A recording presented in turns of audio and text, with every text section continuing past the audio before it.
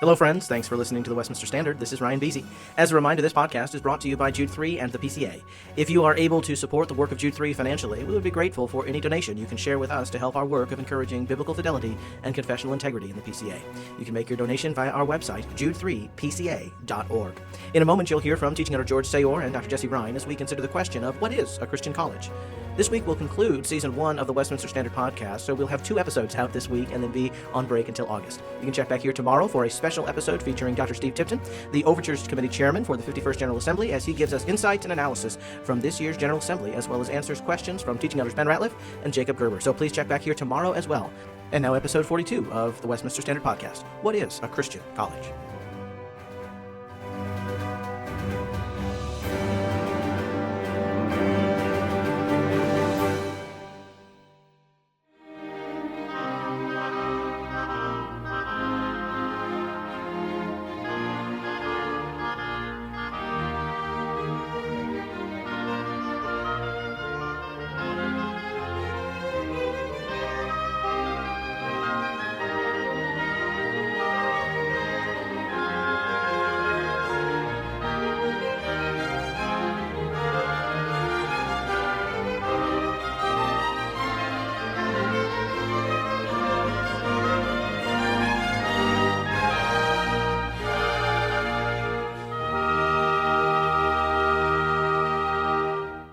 This is the Westminster Standard.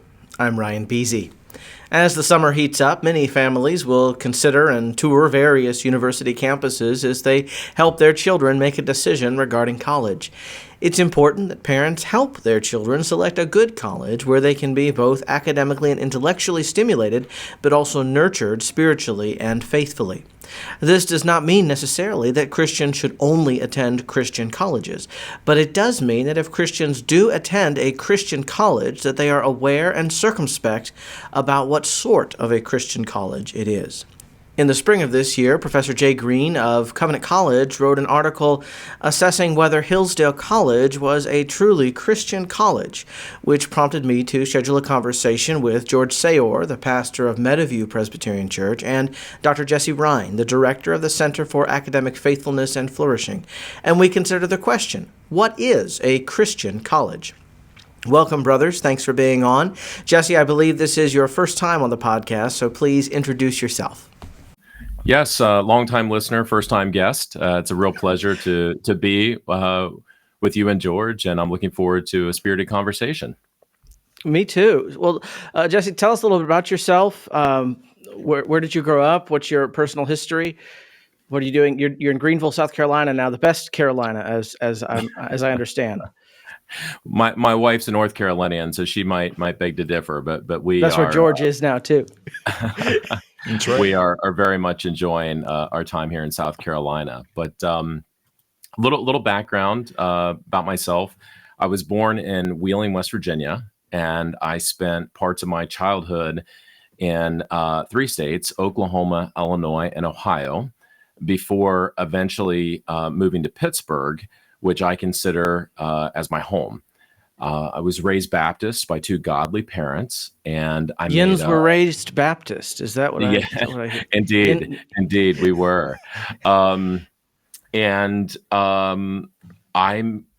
made a public profession of faith when I was about 8 years old. I graduated from Portersville Christian Christian School, which is an ACSI school about half an hour north of Pittsburgh. And my college education has been in both the humanities and the social sciences. I split my undergraduate years between Hillsdale College and Grove City College, and I studied classics and theology. Then I spent a year at Southern Baptist Theological Seminary in Louisville as I explored my personal call to ministry. And during that time, I had the opportunity to teach Latin at the Christian Academy of Louisville. And I realized through that experience that my calling was more to education than to the pastorate, at least at that phase of my life. And so I wanted to prepare for that career, but I lacked the pedagogical training. And so I moved to St. Louis, Missouri, and earned a master's in teaching in Latin from Washington University. While I was in St. Louis, I got married to my wife, Rebecca, the other Dr. Rine. She's a patristic scholar and editor. We were both moving more reformed in our theology, and we ultimately joined Central Presbyterian Church, which is an EPC church in Clayton, Missouri, just outside of St. Louis. Dan Doriani served faithfully for many years, I believe. He was our pastor, yes. Okay, yeah. Yes, and after a few years there in St. Louis teaching in public and Catholic school context, teaching Latin and a little bit of Greek, Rebecca and I decided to go back to school and earn our doctorate degrees. And so we ended up at the University of Virginia in Charlottesville, which is almost the geographic midpoint between Pittsburgh and Charlotte. So it was a perfect location for us. It brought us back to the East Coast so we could be closer to family. We love St. Louis, but we're missing out on family events and things. And so we were very grateful to come back to the East Coast. I earned a PhD in higher education with a minor in social foundations of education. And my dissertation explored how Christian colleges can navigate our postmodern cultural turn in a manner that could enable them to both persist and survive, but do so without losing their institutional souls. And from there, we moved to Washington, D.C., and I directed the research programs for two different national higher education associations. The first was the Council for Christian Colleges and Universities, or the CCCU, which at the time was an association of about 120 evangelical Christian colleges, interdenominational, international association. And then secondly, after 2 years, I moved over to the Council of Independent Colleges, CIC, which is the umbrella association for all small and mid-size non-doctoral, nonprofit private colleges and universities. So about 650 institutions were a part of that association at the time. It included about 95% of the CCCU membership. So I get to still serve those institutions, but I also had the opportunity to interact with mainline institutions, Catholic institutions, non-sectarian, private HBCUs, women's colleges, and work colleges, and everything in between, all the great diversity of the private sector. And excuse me, after 4 years serving at the national level, I decided to return to campus life. And I have held faculty and administrative positions at 3 different faith-based institutions. I was assistant provost at my undergraduate alma mater, Grove City College. And while I was there, I served as the college's accreditation liaison officer.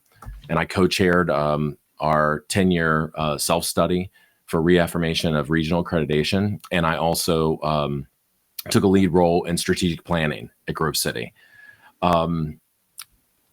My wife, Rebecca, also taught in the writing program there. So those were good years. Then I founded and directed the Master of Science program in Higher Education Administration at Duquesne University, which is a Catholic research university in the Puritan tradition in downtown Pittsburgh. And then most recently, I directed the Doctor of Education program in educational leadership at North Greenville University, which is a Southern Baptist university in the upstate region here in South Carolina. And finally, today, to bring us current, I serve as executive director of the Center for Academic Faithfulness and Flourishing, which is an independent research center supported by American Reformer. And our mission is to empower Christian colleges and universities to advance their faith-based missions, to equip campus leaders with the resources necessary to flourish in our present age, and to encourage broader support for these unique and valuable institutions. One last biographical note that I'll mention, a professional note, is that I currently serve as the editor-in-chief of Christian Higher Education, an international journal of research, theory, and practice, which is the leading academic journal devoted to the empirical study of Christian institutions of higher education. So That's a bit about me. Great. Now, you've served at numerous types of institutions. I think you also did a semester at Oxford in the United Kingdom, not the one in Mississippi. That's Um, right, Cable College. so you've seen all sorts of different ways of educating. So, from your experience as an expert in your field, what is a Christian college? What is Christian higher education as you define it? So, uh, the term Christian higher education is used to describe a wide range of faith-based institutions. So, I think it's helpful, kind of at the outset, to make some observations about the universe of religiously affiliated colleges before providing a precise definition of the Christian college, if I may. Right. Yes. Um, so, according to the United States Department of Education, um, which has a something called the Integrated Post-Secondary Education Data System, or IPEDS, um, there are 886 institutions in America that have self-identified with some sort of Christian denomination or religious order, and therefore they fall under the label of Christian higher education. But of course, there is significant diversity in institutional commitments and educational approaches within that group. So, to make sense of this institutional diversity, it's helpful to understand a few key concepts. First is the difference between a systemic Christian college and an umbrella Christian college. And this distinction was made by former Wheaton College president Dwayne Lipfin. Lipfin describes the umbrella model as providing a Christian canopy under which one will typically find both a critical mass of voices that represent the sponsoring tradition and a diversity of other voices, including those that represent competing religions or even secular perspectives. So long as those voices that are outside of the tradition respect the broad educational mission of the institution. So one of my previous employers, Duquesne University, would be properly classified as an umbrella institution because you didn't have to identify as Catholic or even Christian to qualify for employment on the faculty of the university. So in contrast, the systemic model uh, uses the Christian vision to weave throughout the fabric of the institution a particular character. So, systemic institutions engage the world of ideas from a particular intellectual location, namely that of the sponsoring Christian tradition. And they draw their faculty exclusively from that tradition. So, the two other colleges where I worked, Grove City College and North Greenville University, required that all full-time faculty be professing Christians and therefore would properly be classified as systemic institutions. So now, as you may imagine, umbrella institutions are not all the same, and systemic institutions are also not all the same. There is considerable diversity even within these categories. So a second framework that I found very helpful in understanding Christian higher education writ large is a typology that Robert Benny created, a typology of church-related colleges that is helpful, I think, in illuminating the distinctions and the kind of the dividing lines. So Benny divided Christian higher education into four categories. The first two models, the Orthodox and critical mass categories, use the Christian vision as their organizing paradigm. The second two, the intentionally pluralist and the accidentally pluralist, use secular sources as their organizing paradigm. So, of these four models, only the Orthodox could be properly classified as systemic, while the critical mass, intentionally pluralist, and accidentally pluralist employ what Lipfin calls an umbrella approach.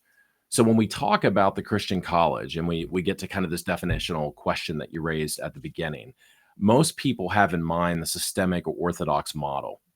And these institutions typically align with evangelical rather than mainline Christian denominations. These are places where the faculty live and work from within the Christian tradition, and they approach their academic disciplines from a Christian perspective, integrating faith and learning in the classroom teaching. There are also places where the organization of the student experience follows Christian principles and morality. It's worth noting, however, and important to keep in mind, that there is significant diversity even within this group of institutions. Some require students to be professing Christians, others simply require students respect the college's rules and sponsoring tradition.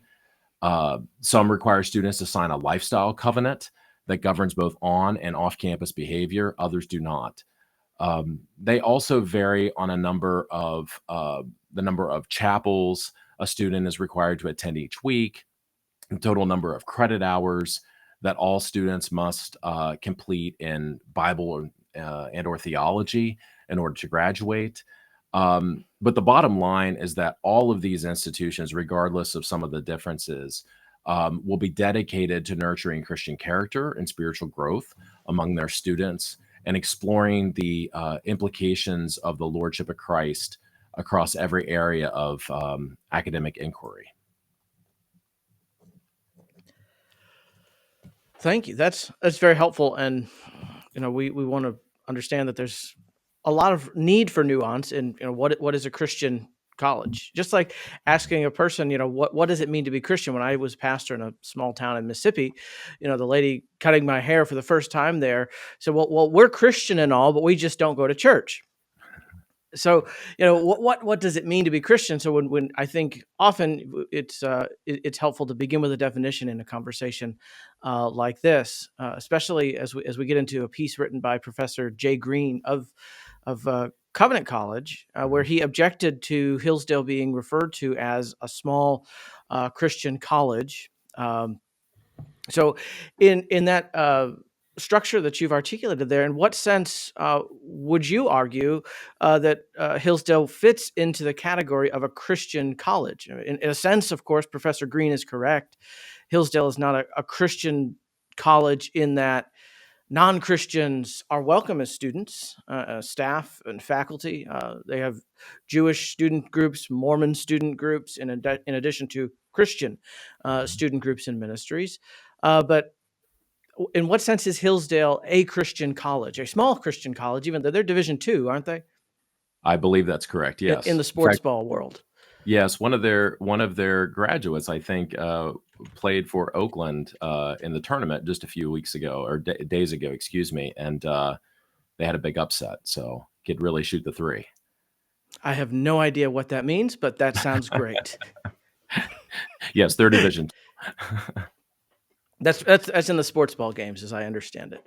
That's right. That's right. Well, yeah. To answer your question, as I noted in the American Reformer essay that you referenced, Hillsdale does not fit the generally accepted definition of a systemic or Orthodox Christian college, because Hillsdale does not hire only professing Christians as full-time faculty. However, I found Dr. Green's characterization of Hillsdale to be a bit unfair, because I think that it failed to take into account the significant attempts that Hillsdale has made in the past decade or so to reemphasize its Christian identity. And those attempts, in my opinion, go beyond just adopting a new marketing slogan. President Larry Arnn has repeatedly reasserted Article 6 of Hillsdale's Constitution, which states that the college shall conserve religious culture and teach by both precept and example the essentials of the Christian faith and religion.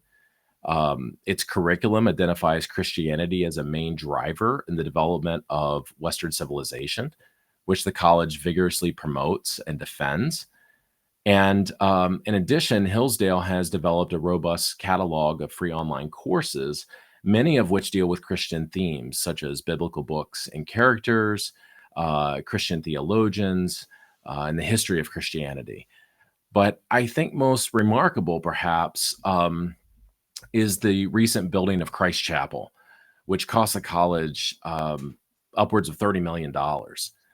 Previously, Hillsdale didn't have a chapel on campus and used the College Baptist Church, which was located down the street, for events and concerts.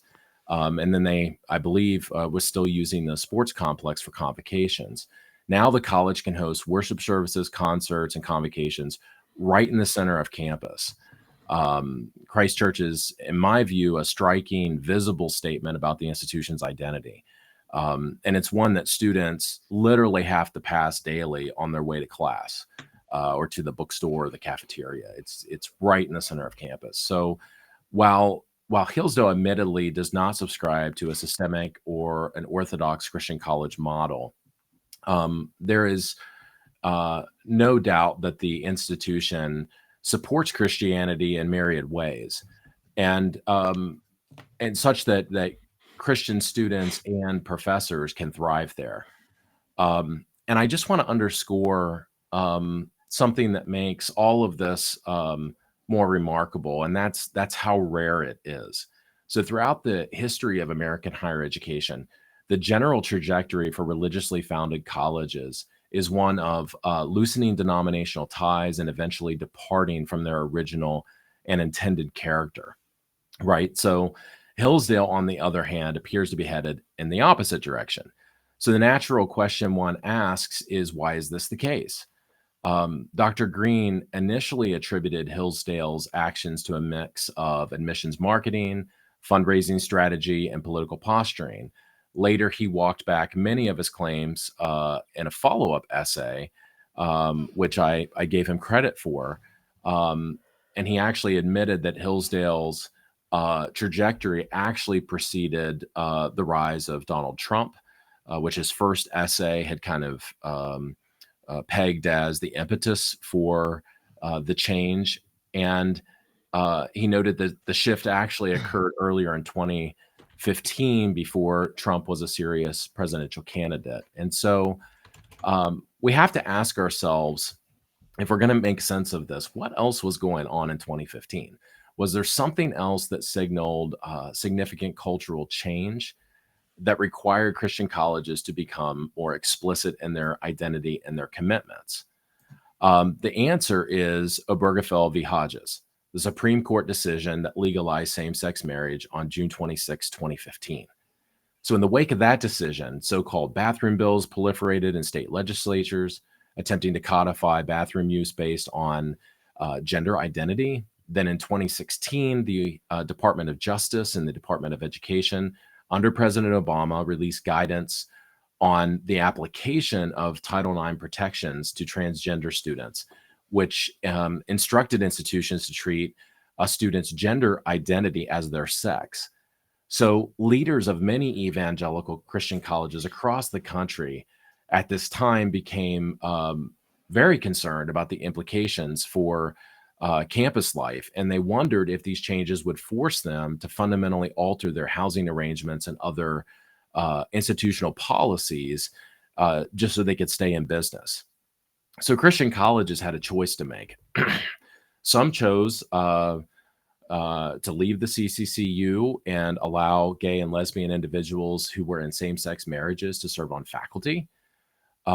Others held firm to orthodox teaching on sexual ethics and worked to put down more explicit markers of their Christian identity in order to strengthen the case for a religious exception to Title IX gender regulations.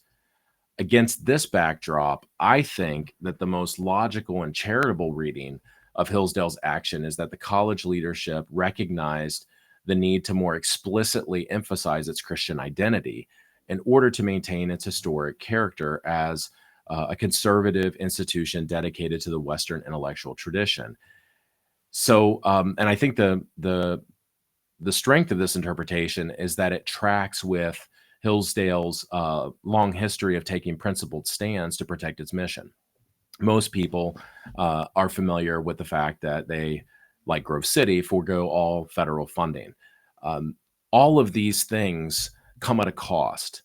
And it's my view that an institution does not take these actions without actually believing the principles that kind of undergird what they're doing. And I guess one final comment that I'll make about Hillsdale is this. I think that Christian colleges more broadly can learn a great deal about things like commitment to institutional mission, cultivating a cohesive institutional identity, effectively engaging the public by observing a school like Hillsdale. This is an institution that knows who it is. It's confident in its educational mission, and it directs institutional action according to that vision. And then it uses that vision to attract external supporters. So in his initial article, one of the things that Professor Green said is Hillsdale is, of course, free to call itself a Christian college, and there might even be some non-cynical reasons that led them to make this move. So I guess the implication is that there are cynical reasons that you might call yourself a Christian college. Fundraising, student poll. Um, Although I'm not sure how much student poll that would be in 2024, even just 14 years or 10 years ago in 2014, might have had some bump in recruitment. I'm not sure. But you're saying that this isn't a cynical move on the part of Hillsdale. I don't read it that way because, as you alluded to, um, projecting a Christian identity in this environment is not necessarily a foolproof way of attracting a wide group of students, and so really you're swimming upstream culturally, right? And I mean, institutions don't spend $30 million on building a chapel if they're not serious about emphasizing their Christian faith in some way, right? Right. That is a major, major commitment by the institution. To put that in perspective, that for most Christian colleges, that could be equivalent to up to half of their annual operating budget, right? So it is a significant investment, and it's something that that shapes the life and character of the institution for years to come. It's permanent. Yeah. One of the things that strikes me about the chapel, which I haven't been to Hillsdale campus since 2003, maybe 2004, when I did a campus tour looking at colleges, and of course it wasn't existent then, but it's historic character, so it's linking with the great historic Christian tradition, especially coming through the British Isles. Um, but also, one of the things that struck me as a Reformed Presbyterian was based on the pictures I could see online, that there were no Second Commandment violations, no blatant Second Commandment violations. So it was clearly done, I would think intentionally. And then I called the school and spoke to whoever answers the phone. happened to be a nice a female student who self-identifies as Roman Catholic, and I said, "Oh, well, that's good because you would notice things like that, whereas because of the way a Roman Catholic would view images of the Godhead as aids to religious life, spiritually helpful, as some of our candidates in the PCA would even say." But Hillsdale doesn't have images of the Godhead, whereas a confessional school like Covenant College does have images of the Godhead in their own chapel. So that is interesting to me, as someone who cares about what we confess as Reformed Presbyterians, that Hillsdale's chapel, not only in the middle of the campus, but seems to conform to the historic Protestant view of worship much more than even Covenant College's worship space.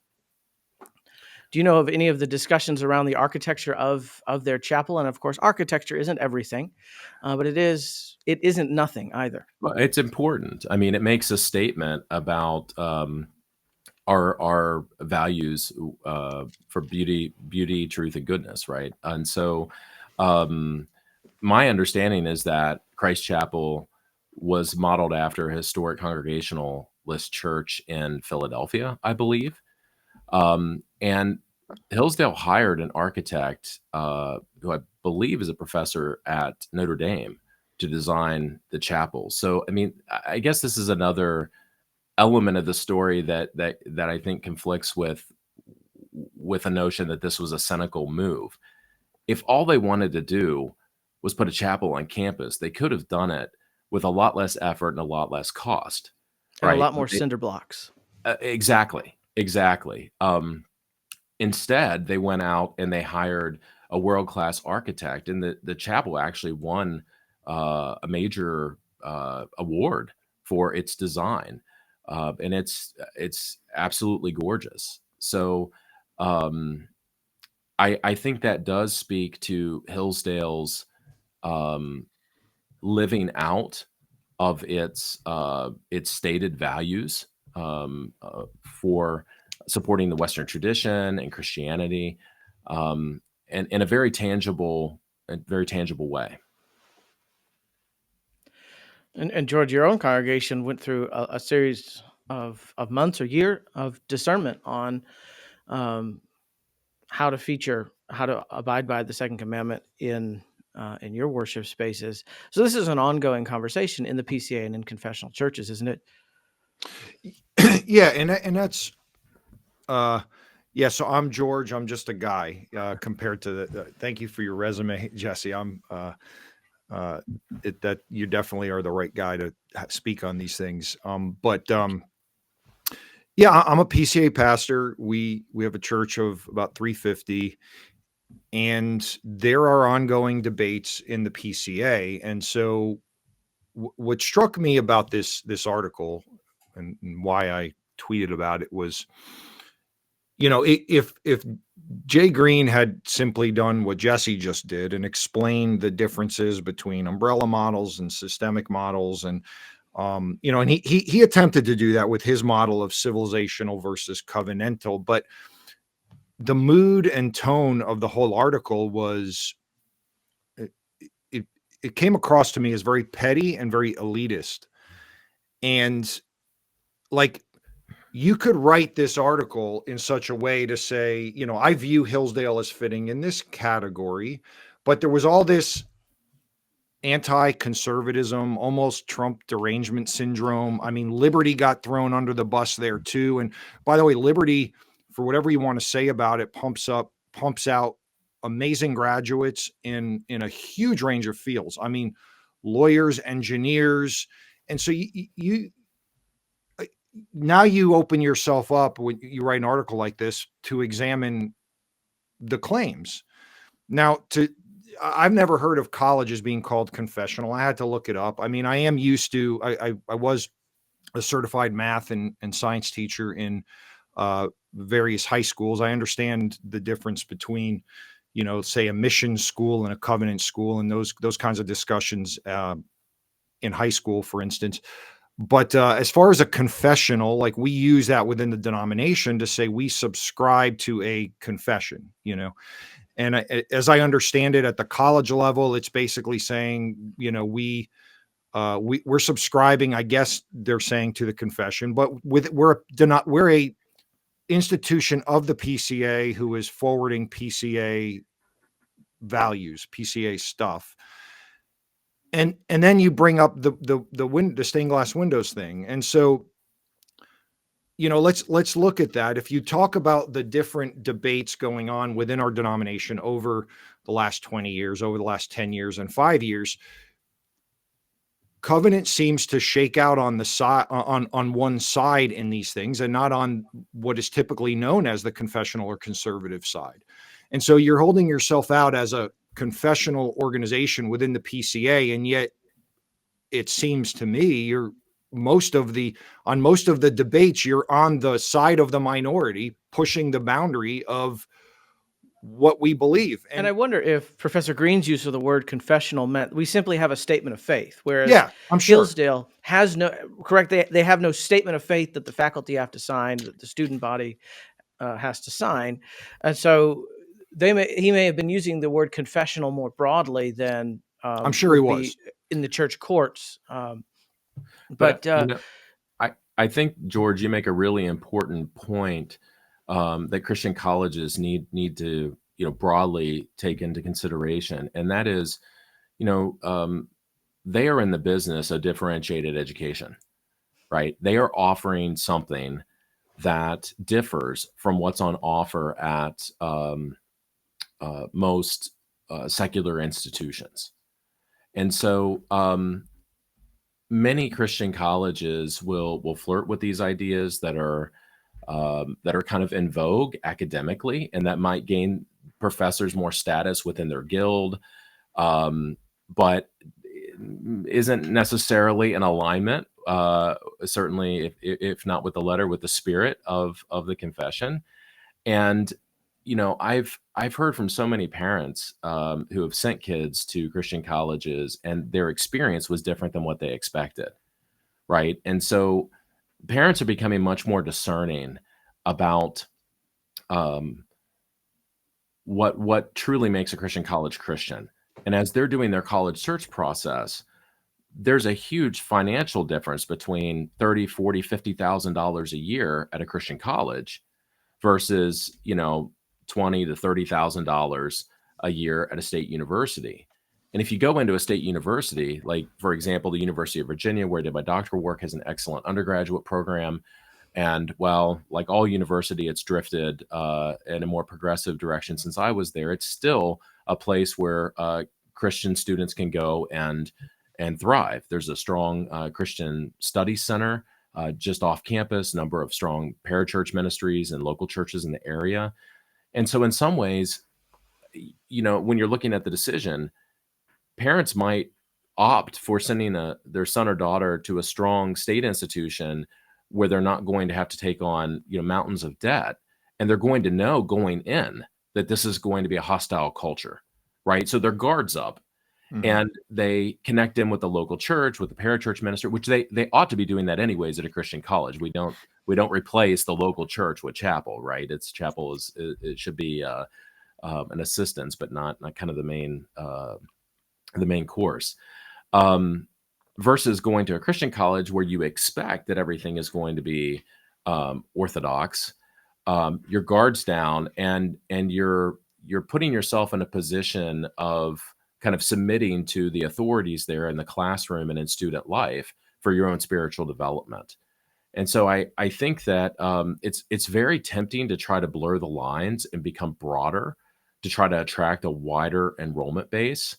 But that really isn't the direction that Christian colleges ought to go, because it just further undermines kind of their value proposition, which is you pay an economic premium to come here, but you're going to receive an education that is grounded in truth, that will help you develop a Christian worldview, so that you can make sense of life and lead a life of faith within your chosen profession, right? And you're not going to have to, while you're going to engage all ideas, it's going to be from a particular intellectual tradition, which is the Christian intellectual tradition.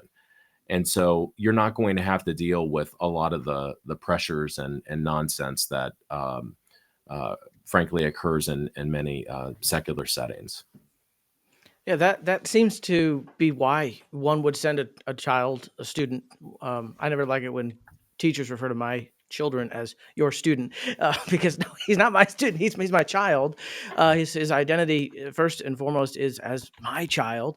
But when parents then send their children to become students at a confessional school such as Covenant, and the distinctives of that faith tradition are being undermined. I mean, I'll have lunch and with some of our students who are our congregation members who are students at Covenant, and they'll ask, my professor said this, but that doesn't seem to comport with what we've been taught at growing up, or what we hear in the pulpit. I mean, I had one of our members said, the professors, they said, well, we need to love the women who are members of our congregation, and the way to make them feel loved is to let them read scripture and worship. And if we don't let them read scripture and worship, they're not going to feel loved. So we just need to let them do it. And I thought, wait a minute, if this were at Lee University, which is another Christian Pentecostal school in near the Chattanooga area, I would, that's what they believe. But as a confessional, as a Presbyterian PCA school, to have those questions raised in class sets off alarm bells for me. And it's like, your parents are paying, or maybe you're paying, I don't know how these kids are going to school, paying $40,000 a year to have the Reformed position on worship and ordination and gender roles undermined, or at least questioned, by the faculty. And that's one thing to have students raising those questions and interacting, which I think would be valuable and helpful. But when it's being undermined by the faculty who should be promoting, defending, and celebrating our Reformed tradition, that's where I have a problem. And I think, and obviously those students had problems too, those church members. I'm in agreement with that. I think that Christian colleges should kind of boldly embrace and proclaim their identities. They shouldn't run from them. That's what makes them who they are. And it's a fool's errand to try to soften the distinctions and appear more like the world in order to attract the world's acclaim or more students. All you're doing is undermining your core value proposition. And as you put the what did you call it?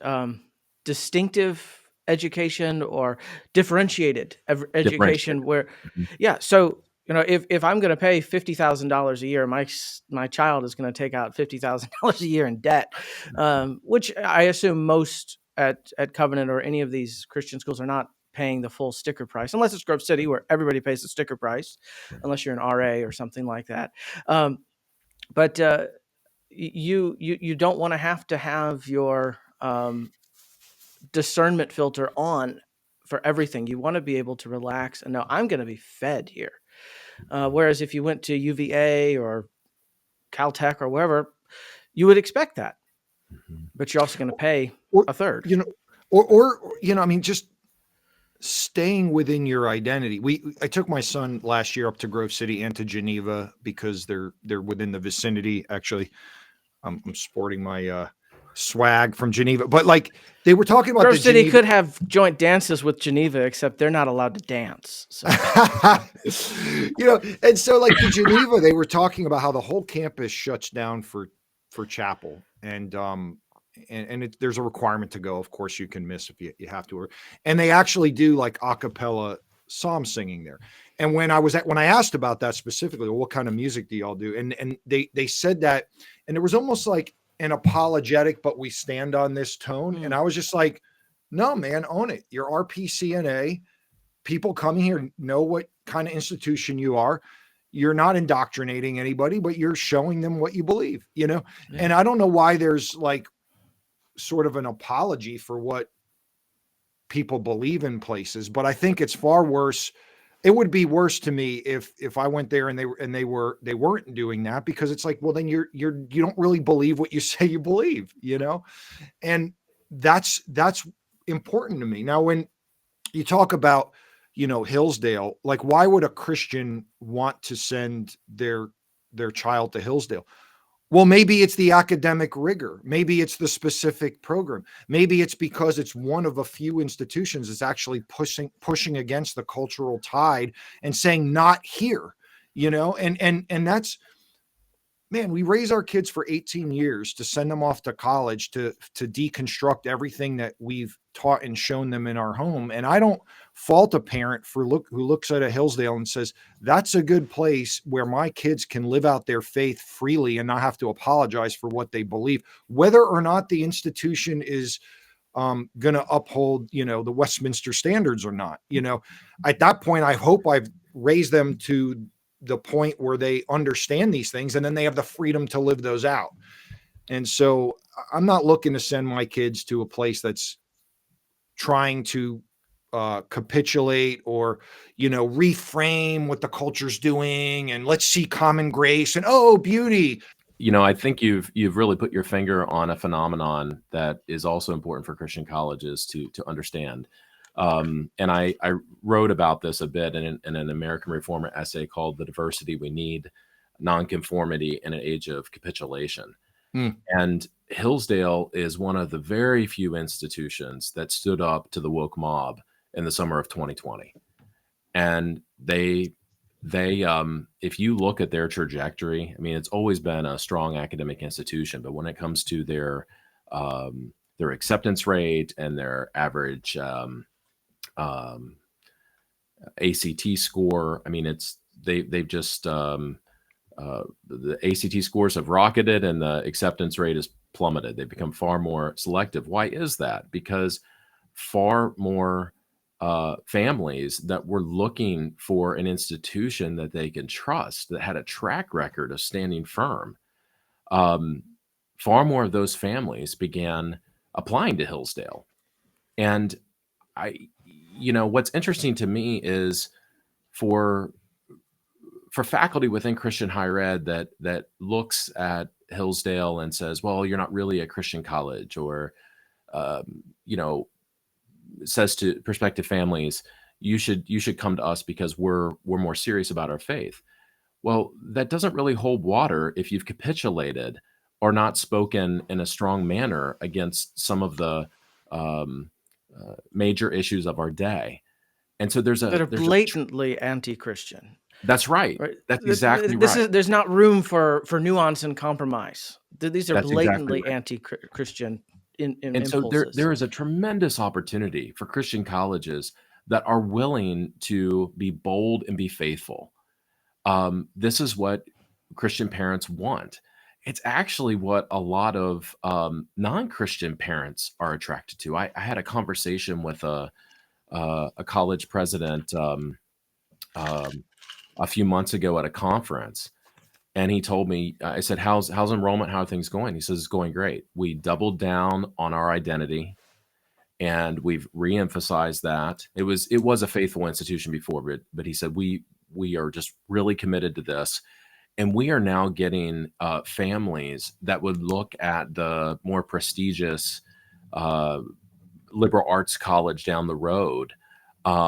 They're coming to us now because they're saying we basically know that this is going to be a healthy environment for our son or daughter to learn and grow. And while they may not buy into everything that you guys are about, we respect it, and we think they're going to have a good experience here. And so I just see that there's a tremendous opportunity to provide a clear contrast between what Christian higher education has to offer and the insanity that's going on in many of these state institutions. And so we need to be bold, and we need to be willing to draw a clear contrast. Yes, in his article, Professor Green distinguished between civilizational versus confessional, and it sounds like you're saying those aren't mutually exclusive. Um, Yes, that's exactly right. So Hmm. I critiqued Green's attempt to separate the civilizational from the confessional in the Christian college context, and I did so in two ways. First, I argued that such a move fundamentally misunderstands the societal function of higher education. Uh, you know, the character of the American university has certainly shifted over time, but the justifications for higher education themselves have remained essentially constant, and they've been twofold: to produce citizens and to produce professionals to serve the needs of society. So, as I say in that American Reformer essay, these justifications assume normative claims about the nature of the academy. And those claims, in my view, make it impossible to separate school from society. yeah. The one exists to serve the other. And so, to illustrate this fact, I referenced a few key events in the history of American higher education. If you go back to the founding of our nation, those who established colonial colleges wanted to build institutions that could serve and educate the next generation of leaders for the burgeoning nation. As America grew and expanded westward, uh, Protestant denominations raised new colleges all across the frontier. The Presbyterians, the Baptists, the Congregationalists, the Episcopalians, and the Methodists were all extremely active. Um, so much so that on the eve of the Civil War, I think like 80% of our nation's colleges were um, founded by Protestant denominations, right? And they did that to meet the societal needs of the burgeoning nation, right? When the Industrial Revolution demanded greater uh, capacity in the applied fields, Congress passed the Moral Land Grant Act, and that provided the means to establish agricultural and mechanical, or what we call now A&M colleges, to train workers for the new economy. There are other examples that I could cite as well. The GI Bill was established to provide tuition assistance to soldiers that were returning from World War II. And this was done because the American public believed that higher education was a social good. And I guess if we fast forward to today, there's a whole range of state and federal investments that are routinely made to support colleges and universities. And these range from indirect support through the federal student loan program, and then also through direct support of grants to the institutions themselves. So ultimately, the bottom line, in my view, is that the question isn't whether a college or university should be civilizational. By its nature, it is. So the question is really, one, what kind of civilization should a college cultivate? And how can they best go about doing that work? How can they be most effective? And so that was my first critique, a misunderstanding of the societal function of colleges and universities. The second critique I have is that I think Dr. Green misunderstands or at least his critique of Hillsdale and how he presented it misunderstands the unique mission of the Christian college, right? So Christian colleges exist to explore the implications of the Lordship of Christ across every human endeavor. So this is essentially the work of culture building according to the Christian worldview. And so I note that the Christian intellectual tradition provides a whole storehouse of resources for defining the true, the good, and the beautiful in clear and compelling ways. And the Christian college articulates that tradition and then applies that tradition to the pressing issues of our day. And so, at the end of the essay, near the end of the essay, one of the things that I mentioned was that this culture building work depends upon a faculty that is confident enough in the Christian vision to be willing to make those applications to the most difficult issues of our day, despite an increasingly hostile culture, right? And back to an earlier point that I made about why Hillsdale is resonating with so many people, that boldness will resonate with the so-called people in the pews. These are folks that are not protected from some of the most pernicious effects of secular culture. They often have to go to their jobs day in and day out and face a hostile culture in order to make a living. And so these people viscerally understand that we have entered what my American Reformer colleague Aaron Rine has termed the negative world. The negative world's a social reality in which Christianity is generally seen as undermining the social good. And therefore, Christian morality is expressly questioned and often repudiated. In this environment, rank and file believers will look to Christian institutions, including Christian colleges and universities, for leadership and support. And so the reason, in my view, that so many Christian families consider Hillsdale as a college option is because its leadership knows what time it is culturally. It began reemphasizing its Christian identity just after the Obergefell decision, which incidentally is the turning point that Aaron Rine identifies as inaugurating the negative world. So Hillsdale was very quick on the uptake. They recognized the threat and they responded quickly. And I think the market has rewarded that bold action. Unfortunately, many Christian colleges have been perhaps less clear-eyed about the moment that we face. Yeah, so I what you're think saying, that's, yeah, I think that's a huge point, and that's part of my point when I said in my tweet. Could it be that confessional families in Nate Park would rather send their kids to an institution that doesn't claim to be confessional, yet is pushing against the tide of the secular humanist progressive ideology that's sweeping the country? Because that's pastoral. Like, I think this is being categorized as like, this is political, but you just highlighted, no, it's pastoral. These issues, it's like, we're not Gnostics. These issues affect jobs, families, kids, confusion out there. And so it is very much a pastoral concern that to send your child to an institution, like you said, that knows the time of day it is. I very much appreciate Aaron Wren's work and that article a year or two ago, but his book is phenomenal, Life in the Negative World. And like being able to read the times and not make excuses for them, but show how they're harmful because they are harming actual people. Yeah, you assert that it seems that it's impossible for a college, a Christian, well, any college, to stay out of the culture war, especially at this time in our cultural moment. Absolutely. Certainly in this time, but really at any time it's impossible because culture is A not a static university, thing. right? Go ahead. And a university is what makes culture in many ways. That's right.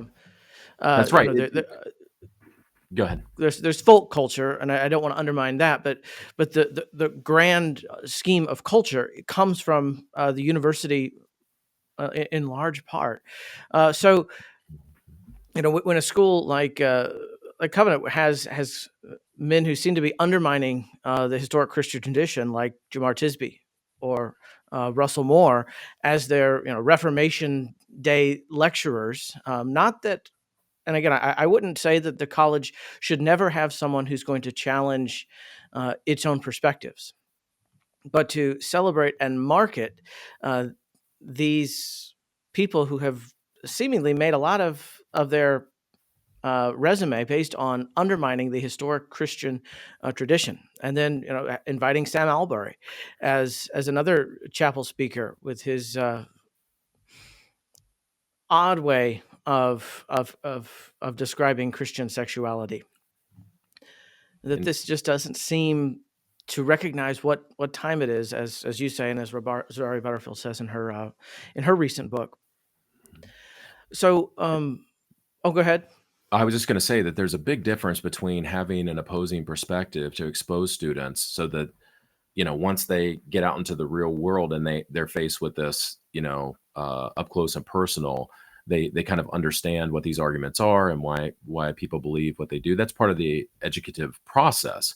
Right. But it should be done against the backdrop of the institution's beliefs and commitments. It should be placed in the context. That's a very different scenario than inviting a speaker that may not align with the institution's values or commitments for a major event and celebrating them. All right, and I asked the church members, our Covenant College students, I said, what did Russell Moore say? And they described it, and I said, yeah, I didn't think he would say anything particularly scandalous at Covenant College, but my concern is more that these students will see, oh, Russell Moore spoke at my college. Let's go see what else Russell Moore has to say. And we did an episode where he's just lambasting John Bunyan as morose, and that kind of perspective is not something we want to be highlighting and commending to Christian students, because when they yeah, sorry, I keep interrupting you, Ryan. No, that's fine. You say it better than I do, George. No, I don't. I just I bumble, but what is the vision for chapel? What is chapel? We know that 2 years ago, chapel was described on their website as a worship service with expository and exegetical preaching. That language has since been removed because of the women preachers issue that was raised. But now it says the Covenant Chapel Department exists to nurture students in their love of Jesus Christ and his gospel. We disciple, mentor, and counsel students. It goes on, students, faculty, and staff gather to pray, sing praises to God, and hear from men and women from around the world who have been invited to encourage, teach, and exhort us from God's word. And I'm not sure how varying perspectives play into what that is. I mean, that's different than hosting a lecture night where you bring in a Jamar Tisby or a Russell Moore, but you're bringing them in for the edification of the body. And it's kind of ironic because to me, the most political Christian right now is like Russell Moore, and this guy wants to talk about not being so political, So I just don't, and I think part of the thing with chapel, just because I'm on that tangent, it's like when students are there, you can tell them all you want, like what you said, Jesse, like this is not church. This does not replace church. This is something else. But if you model it in the context of what a worship service is viewed, you blur the lines and you confuse everything. There's the words you're speaking, and then there's the aesthetic you're a part of. And so, what happens at chapel is important. And they're making it a centerpiece of what the university is about, or this college is about. And so then what happens within chapel ought to be protected, both in who is doing the quote unquote, well, I guess it's encouraging, teaching, and exhorting. It's no longer preaching, but and what type of a point you're trying to make within those messages to nurture students in their love of Jesus Christ and his gospel, which is what it says on their website. And does a required chapel program make a college Christian? I mean, Hillsdale has no required chapel. Liberty University has required chapel, and my wife did 3 years of her undergrad at Liberty University, and she was horrified and mortified by some of the things that went on at the Liberty University chapel, in their whatever convocations or whatever they called their version. Grove City, at least they call it convocation. Yeah. Yes. So I don't think that having a chapel program is necessarily helpful. It is if it's done right. Yeah. Right. Necessarily. Right. But, I mean, so you're within a confessional institution, which I understand to mean they are saying they are within the PCA and forwarding PCA values. So then you ought to structure this within our view of worship, ordinary means of grace. Again, I understand it's not Lord's Day corporate worship within the context of elders and pastors, but just as family, how are you modeling Reformed worship? I mean, right. Family worship is to prepare children for one of the purposes for corporate worship. And if in family worship, you're eating your bedtime snack and wandering around, what is that going to teach your young children about corporate worship? Likewise, chapel, what is it going to teach these young people whose minds are still mushy? It's liturgy. Worship. It is liturgy. Not in the corporate Sunday morning Lord's Day worship, but there's liturgy to everything. Amen. And there's a formative thing going on there week in and week out, such that when students leave a place, they very well, I mean, I've heard from whether they're people my age or current students, that their Christian experience, if they were Christians in college, they want to hold on to that through into adulthood, because there's a vibe to it, And so how are we forming our young people, particularly, again, we're in the PCA, right? You and I, so is our institution of higher education within the PCA forming our young people in what worship is, or are they going to go off to non-denominational land after this, which is fine if we weren't a PCA institution, I think the underlying principle here is, as I'm listening to the two of you discuss this, is not necessarily how often chapel occurs or how much it's required, but how intentional the effort is to present a program that is in concert with the identity and the mission of the institution. So I mean, I do think you're correct, Ryan. Having a chapel program is not necessarily a help, but it should be.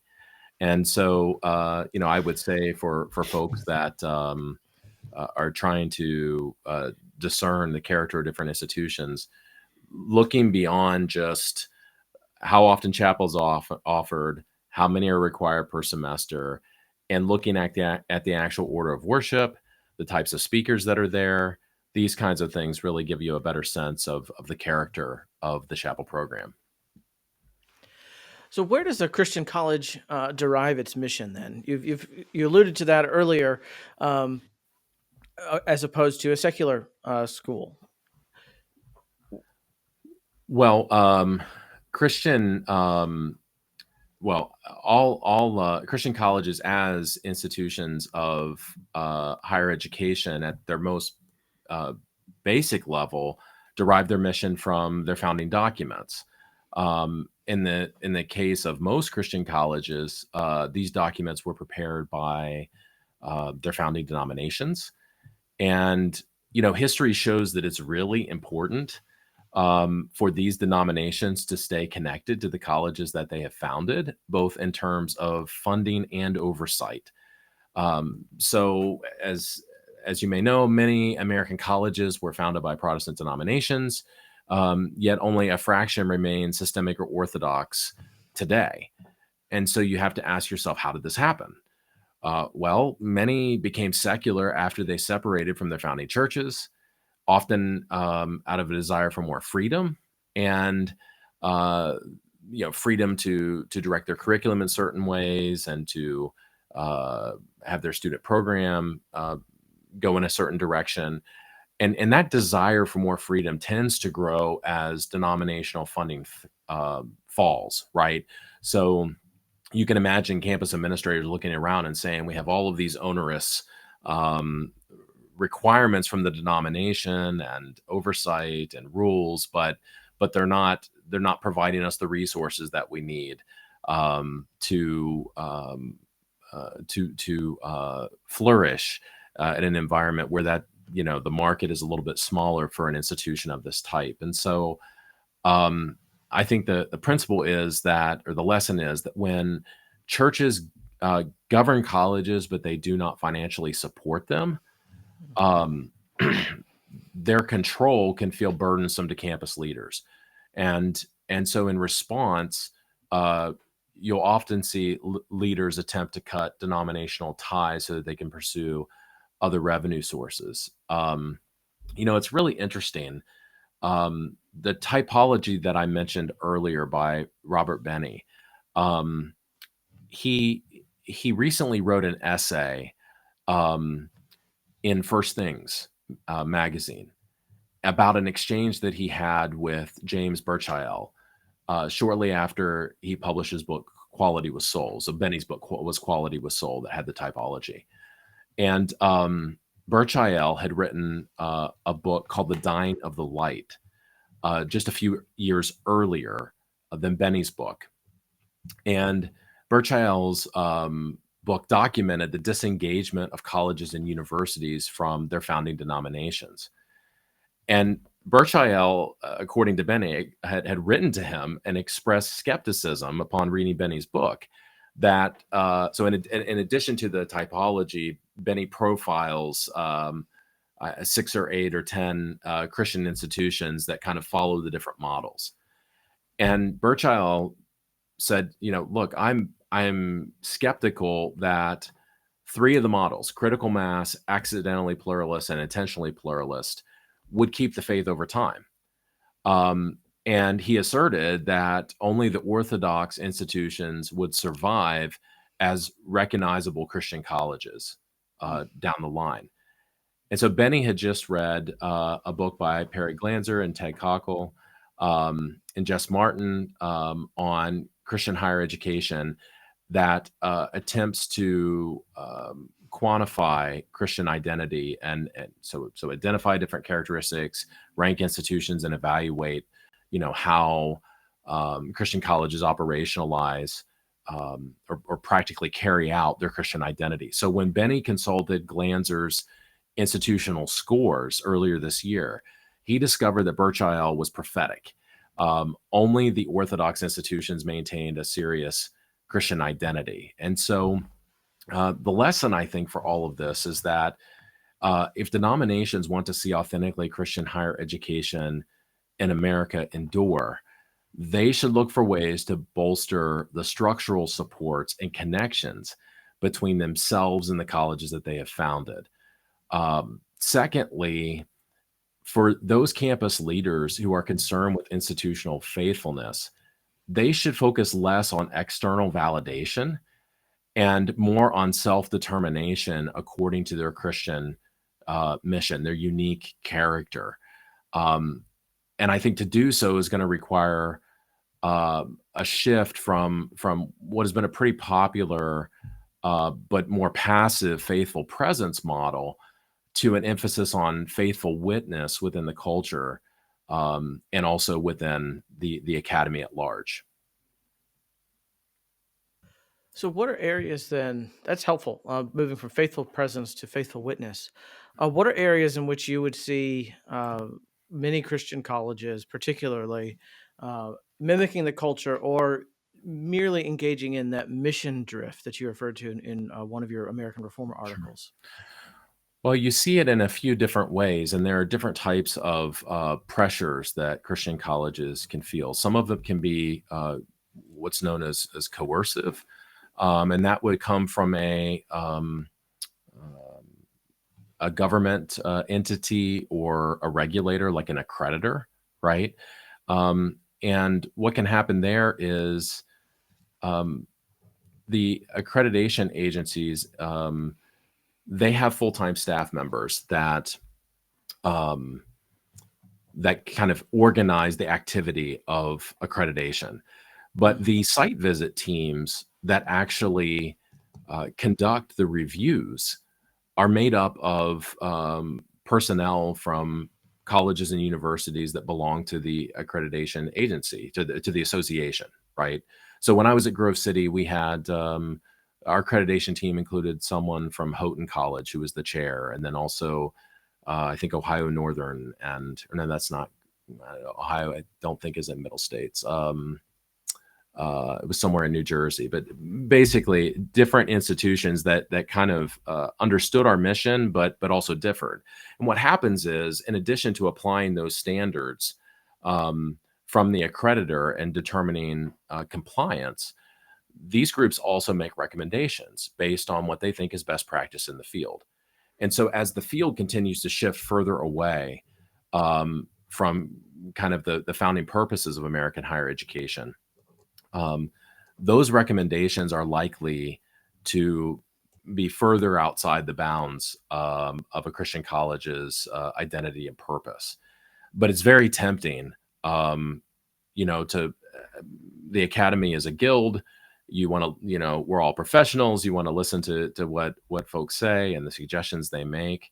So that's one form of drift that can happen. Obviously, we're very familiar with the type of regulatory power that the federal government has in determining eligibility for federal student loan, the federal student loan program.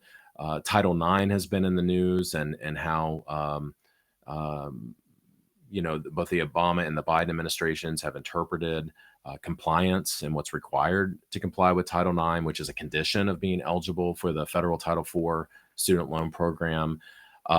So, these kind of external influences that kind of hold the purse strings, so to speak, they can exert undue influence and tempt a Christian college to move off its mission or compromise in different ways to try to stay to retain access to that funding.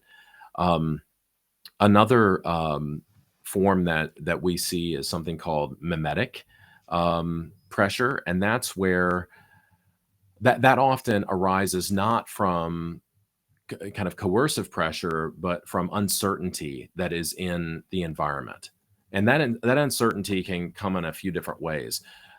First, it can be an uncertainty within the institution itself regarding its purposes and its mission. So there might not be clarity, there might not be cohesion. And so in those cases, institutions will often look at the perceived leaders within the sector, the institutional leaders. So some folks refer to a kind of the upper crust of Christian higher ed as the blue bloods of Christian colleges. So they might a benchmark against a Wheaton or a Gordon or a Westmont, right? Because they have very strong academic reputations and kind of external credibility within the wider academy. The problem with that is when you're benchmarking against them, you may actually be adopting certain approaches that conflict with your mission. You can't just do this wholesale, right? And so another form of mimetic pressure is when there's broader uncertainty in society. So a really good example of this was in the summer of 2020. When there was massive cultural upheaval that was happening. We're in the middle of a pandemic. We have the death of George Floyd, the BLM riots, and in those moments, institutions will try to find security within the herd. So they'll look around and they'll see what others are doing, and they will adopt those practices in order not to stand out too much and to kind of stick together. And we saw this with many Christian institutions adopting different diversity statements that did not align with Christian orthodoxy. And even some national associations promoted materials, in anti-racism and other forms that are, rely on a cultural Marxism that is contrary to Orthodox Christianity, in my view. The final form that I think is probably the most insidious, because it's to the regular folks, it's almost invisible, is what is known as normative pressure. And normative pressure arises from the professional associations that professionals within Christian higher education, administrators, faculty, and staff belong to. So I think I referenced earlier that higher education is a guild. So, when you go to earn a doctorate degree, you are being welcomed into a particular way of operating, of doing your work. And as you learn that, you learn as much from your professors as you do from the academic association, the national association that brings scholars together for knowledge creation, right? And so you're socialized into that profession largely by that association. So when you come to a Christian college to teach, you often there's a kind of a split loyalty, right? So you have the guild that's pulling you in a certain direction, and those norms have been drifting in troubling ways for Christian colleges. And then you have the Christian college, which might have a different view. So if I'm at a cocktail party with colleagues in the field of higher education, 9 out of 10 of them are going to recoil at many of the positions, ethical positions that traditional Christianity hold, right? Especially around human sexuality, right? And so there's a pressure to want to try to maintain a positive professional reputation. The other thing that can happen is you have to be careful with these associations. They too can adopt mimetic behavior and establish best practices that look the same across the board. So the Associations for Christians and Student Development, which is the Christian version of kind of Student Affairs Association, they also promoted a number of anti-racist materials from folks like Robin DiAngelo and Ibram X. Kendi via the CCCU site, which had posted these diversity resources. And there was a wide array of resources there, but it was really telling that Kendi and DiAngelo would be included in those lists. And it's also, I think, notable that most institutions that issued statements did so in alignment with that philosophy. So I think those are kind of three main ways that drift can occur. And yeah, so that's what I would say. Yeah. Well, George, I know you have to go to another appointment soon, but Jesse, before you head off, what are some of the things that you want to encourage Christian parents to look at as they pursue a school with rigorous academics and an authentic Christian environment. What characteristics would you point out? What kind of questions should parents ask on a campus tour? What resources are you making available through your center? As parents, if they're going to pursue an authentically Christian, academically rigorous school for their children, what would you recommend that they ask and look for? Thanks for that question, Ryan. This is something that I'm passionate about. I would say that there are a number of dimensions that parents should examine to ascertain the true character of a Christian college. One would be the core curriculum. So, what courses are required of every student, regardless of major, in order to graduate? If you answer this question, it's going to reveal the intentional imprint that the college makes on all of its graduates. And that goes to its curricular priorities. Another dimension that I would examine would be the student life policies. Ask questions like what sorts of activities are prohibited by the student handbook and what kinds of things are tolerated. Also look at the types of official student clubs and parachurch ministries that are active on campus. That's going to give you a sense of life outside the classroom, and a tremendous amount of learning occurs through peer interactions. We often think when we go to college, we're going to we're paying for an education, and we are, and we often think about that in terms of kind of the classroom experience. But students spend far more time outside the classroom on the campus, engaging in these activities in the residence halls than they do actually in the classroom. So it's a very important element to understanding campus culture. As we mentioned before, the chapel program is another area that you certainly want to examine. And I think in addition to the kind of basic statistics with how often it's offered and required, looking at the most recent speakers that have been hosted on campus will tell you a lot about the character of that program, as well as the order of worship. And then I think a final dimension that you should evaluate is what the faculty are required to affirm in order to work at the college. So if they're looking at an Orthodox or systemic Christian college, so a member of the CCCU or IACE or a Bible college with ABHE, for example, all of the faculty are going to have to affirm faith in Christ in some manner. But not all of them are going to have a particular statement of faith that the institution endorses and that faculty are required to sign, annually in order to work there. So, and so that's I think very important. And one other comment I want to make before concluding with a description of what we're up to at the Center for Academic Faithfulness and Flourishing. I think that it's critical for us to remember that, just like I said earlier, culture is not static, it's dynamic. Neither are institutions, right? Christian colleges that have had a solid reputation in the past may not share the same values and commitments today. And so it's imperative that parents do their homework so that they can be sure that they fully understand the college's present character. You want to know this going in, as opposed to when your son or daughter comes home on fall break and you start to detect some serious changes based on how they've been taught and discipled over the first 6-8 weeks of their college careers. So just in closing, my organization, the Center for Academic Faithfulness and Flourishing, is actually in the process of collecting data for an online Christian college guide that we'll release later this fall.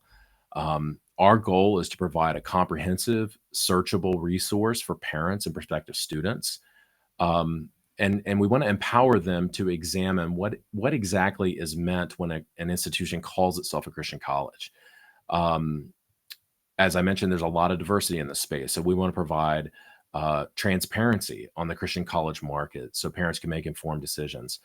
And not that you're necessarily pushing one college over the other, because we know that Grove City College is the finest undergraduate institution to ever give me a degree.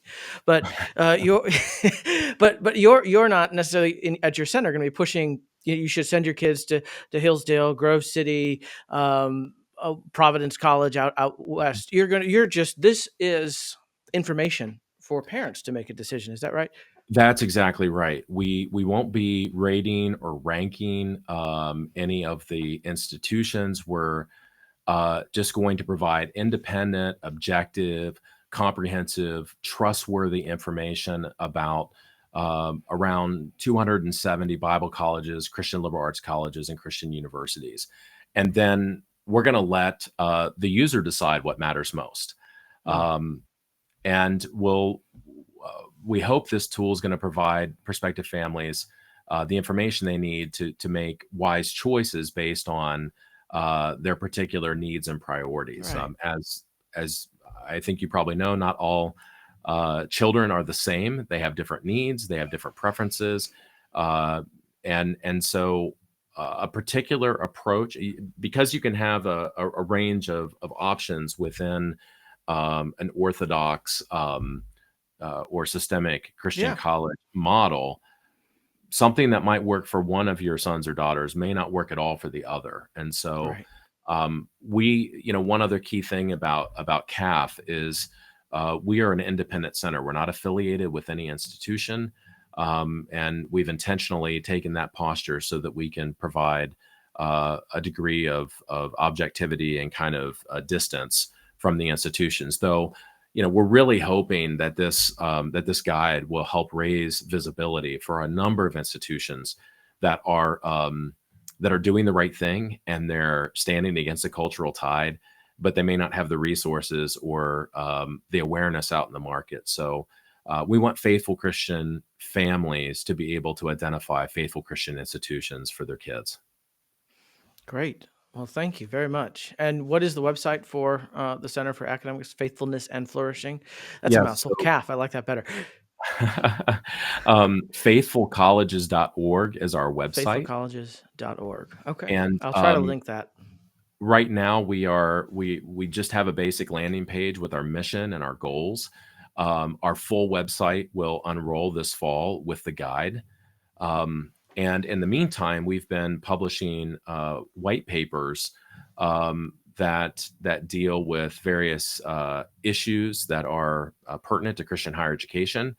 We have one that's going to deal with the opportunities and threats that are presented by recent changes in accreditation to try to help educate trustees and campus leaders about the issues that they need to be aware of and action that they should consider taking.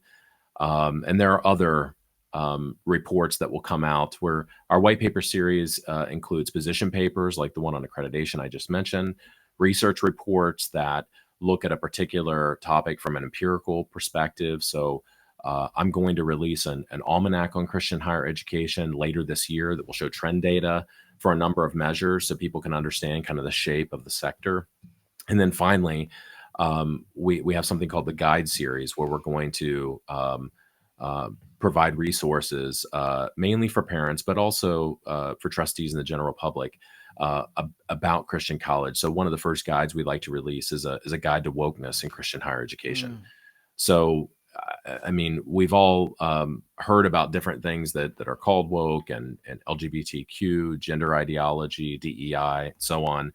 We want to actually try to translate that to the Christian college context and help folks understand exactly how that manifests in the Christian college context. Well, thank you.